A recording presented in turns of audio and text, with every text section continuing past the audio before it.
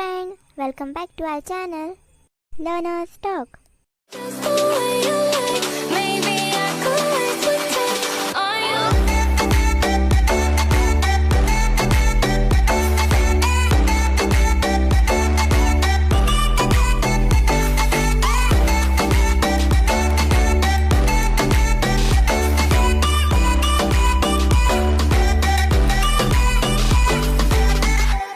हाय भैया, हाय शशांक, हाय त्विषा, हाय भैया, हाय शशांक। ओके, तो जैसे कि मैंने कल कहा था कि आज हम ऋग्वेद के बारे में जानेंगे।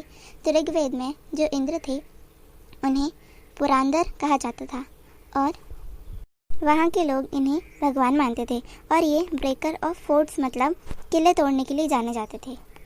और ये लोग जहाँ भी कॉन्फ्लिक्ट के लिए और कब्जा करने के लिए जाते थे वहाँ जीत ही जाते थे, क्योंकि इनके पास चैरियट मतलब रथ था जिसमें घोड़े होते थे। जैसे कि हमने कल पढ़ा था कि ये कितना ज़्यादा घोड़ों को पालते थे। और हाँ, फर्स्ट चैरियट मतलब रथ को इन्होंने ही इंट्रोड्यूस कराया था। सबसे पहले इन्हीं के पास चैरियट था। अच्छा। और हाँ, वो लोग कोट्स ऑफ मेल पहनते थे जिन्हें वर्मन कहा जाता था और उन्हें आर्म्स बहुत अच्छे और स्ट्रॉन्ग हुआ करते थे। इंडिया के लोगों के कंपैरिजन में इनके पास आर्म्स बहुत स्ट्रॉन्ग होते थे और ये लोग दो तरह के लोगों के साथ युद्ध करते थे। फर्स्ट, वो जो आर्यंस के इंडिया आने के पहले से यहाँ रहते थे, और सेकंड, खुद ही आपस में लड़ते थे। मतलब आर्यंस और आर्यंस की भी लड़ाई होती थी। और आर्यंस 5 ट्राइब में डिवाइडेड थे जिनको पंचजन कहा जाता था और इनके रूलिंग क्लेन थे भारत और त्रित्सु। और ये लोग एक प्रेस्ट पंडित थे, उनको बहुत मानते थे और उनका नाम था वशिष्ठ। ओके। और जैसे कि हमें पता है कि इंडिया का नाम पहले भारतवर्ष था, तो ये आर्यंस की जो ट्राइब थी भारत, उससे पड़ा था। और भारत का 10 जो चीफ थे उन्होंने नाम रखा था और वो 10 चीफ में 5 आर्यन थे और 5 नॉन आर्यन थे।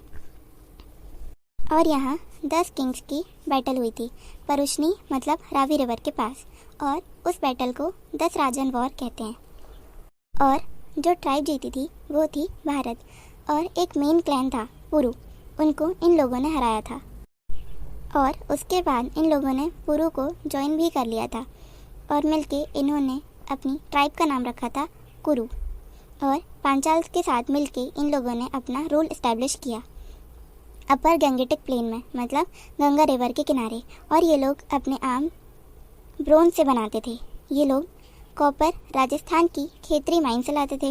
और जैसा कि हमें पता है कि ये लोग डोमेस्टिफिकेशन और एग्रीकल्चर करते थे, तो इनका जो प्लव शेयर था वो वुड का हुआ करता था, क्योंकि इन लोगों को आयरन का नॉलेज नहीं था। उस टाइम पे आयरन नहीं मिलता था। और ये लोग अधिकतर वॉर्स गाय के लिए करते थे।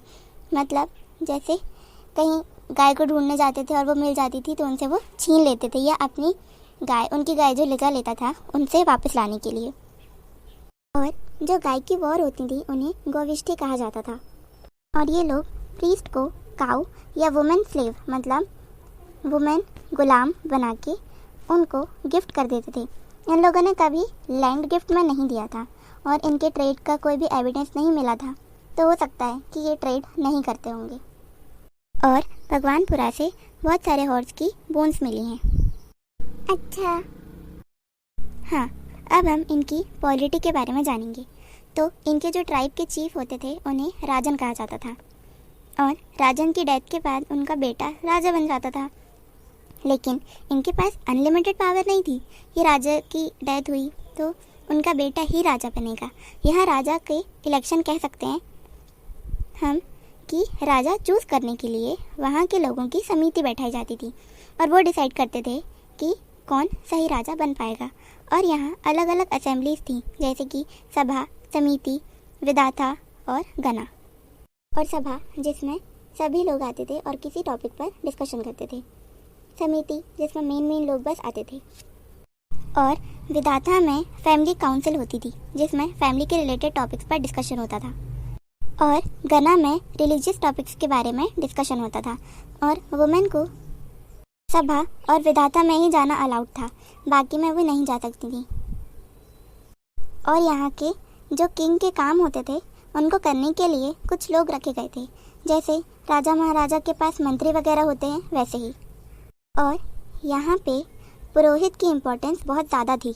यहाँ 2 मोस्ट इम्पॉर्टेंट पुरोहित थे, वशिष्ठ जो कि थोड़े कंजर्वेटिव थे और दूसरे विश्वामित्र जो लिबरल थे। और गायत्री मंत्र भी विश्वामित्र जी ने ही लिखा है आर्यंस के टाइम पे। और यहाँ वॉर में जाने के लिए सेनानी होते थे जिनके पास वीपन्स वगैरह होते थे। और यहाँ टैक्स कलेक्ट करने के लिए कोई ऑफिसर अपॉइंट नहीं किया गया था, लेकिन लोग अपने चीफ मतलब राजा को अपनी इच्छा से जो भी देते थे उसे बलि कहा जाता था। और यहाँ 2 टाइप के लोग थे। पहले व्रजापति जिनके पास लार्ज लैंड की अथॉरिटी थी, वो फैमिलीज के हेड कुलापास को हेड करते थे और कोई भी लड़ाई होती थी तो वो सब कुछ ठीक करते थे। और दूसरे थे ग्रामीणी जो ट्राइब के लोगों को हेड करते थे, और जब ट्राइब विलेज बन गया तब वो विलेज के हेड बन गए। और किंग के पास कोई रेगुलर आर्मी नहीं थी, मतलब कि अगर वॉर नहीं भी हो रही है तो भी उनकी सेना सामने खड़ी रहेगी, ऐसा कुछ नहीं था। ज़रूरत पड़ने पर ट्राइब के ही लोगों को अच्छी ट्रेनिंग देके वॉर में ले जाया जाता था।